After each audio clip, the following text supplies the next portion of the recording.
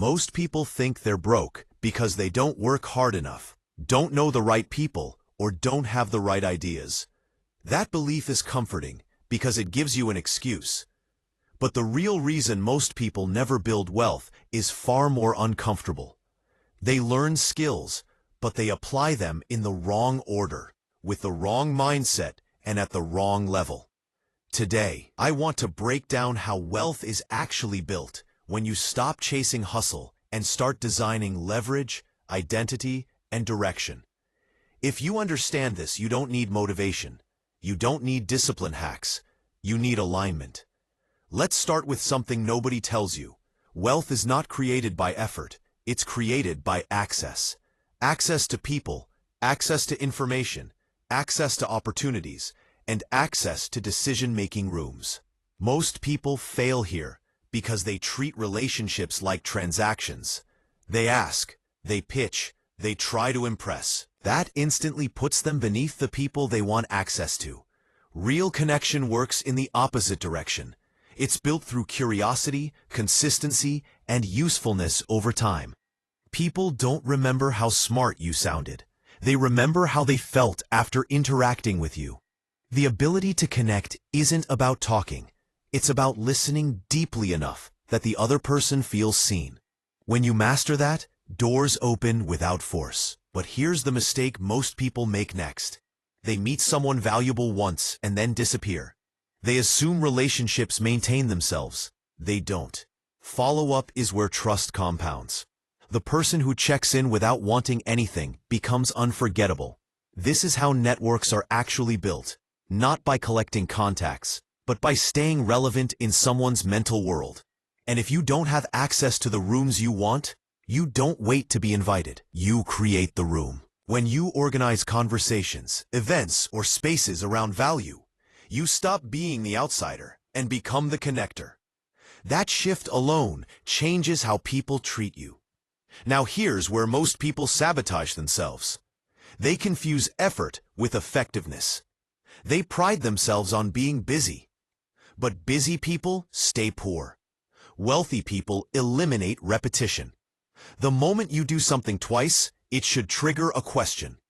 Can this be automated, delegated, or systemized?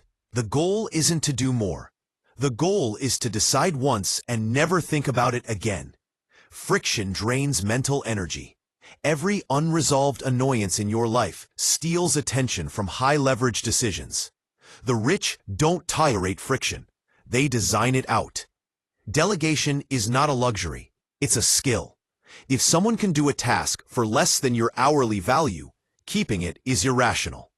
But delegation without visibility creates anxiety, which is why systems need feedback loops. You don't micromanage people.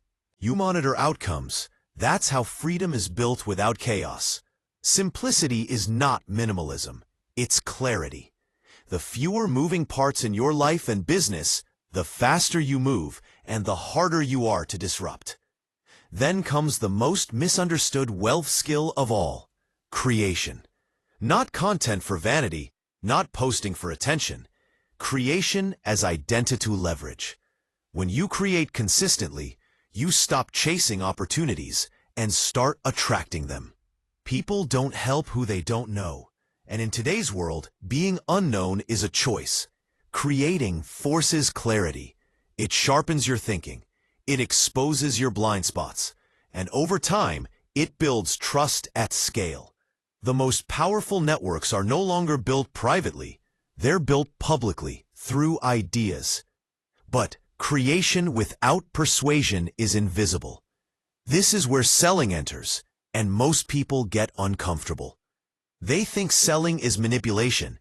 It's not. Selling is alignment. It's helping someone see a problem clearly enough that they want to solve it. Every promotion, every raise, every partnership requires the ability to influence perspective. If you can't articulate value, you can't capture value. Selling is not about talking more. It's about asking better questions and listening for truth. The best sellers don't convince. They clarify. And once people buy into your ideas, your vision, or your product, leadership becomes unavoidable. Leadership isn't a title, it's responsibility. If people aren't following you, it doesn't mean they're wrong. It means you haven't earned their trust yet. Leadership starts with self-management. How you show up, how you respond under pressure, how clearly you communicate expectations. Transactional leadership keeps you trapped. Transformational leadership creates momentum without force. People don't rise to instructions, they rise to belief. Even with all of this, there will be moments where everything breaks. Losses, failures, embarrassment. This is where grit separates theory from reality. Grit isn't aggression, it's endurance. It's the refusal to quit before the lesson reveals itself. You only truly lose when you stop playing. Every failure that doesn't end you trains you. Wealth is rarely about intelligence. It's about staying long enough for probability to work in your favor. Finally, none of this works without vision. Not vague dreams, specific outcomes. The size of your vision quietly dictates the quality of your decisions. Two people can work equally hard for 10 years and end up in completely different places because they were aiming at different targets. Vision forces better choices. When you write it down, review it daily, and speak it publicly, you activate accountability. You invite alignment. Most people don't fail because they're incapable. They fail because they don't believe they're allowed to want more. If you're watching this, wanting more from your life, that's not an accident. Desire is evidence. You don't need permission. You don't need validation. The fact that you're here, listening, thinking, questioning, means you're already in motion.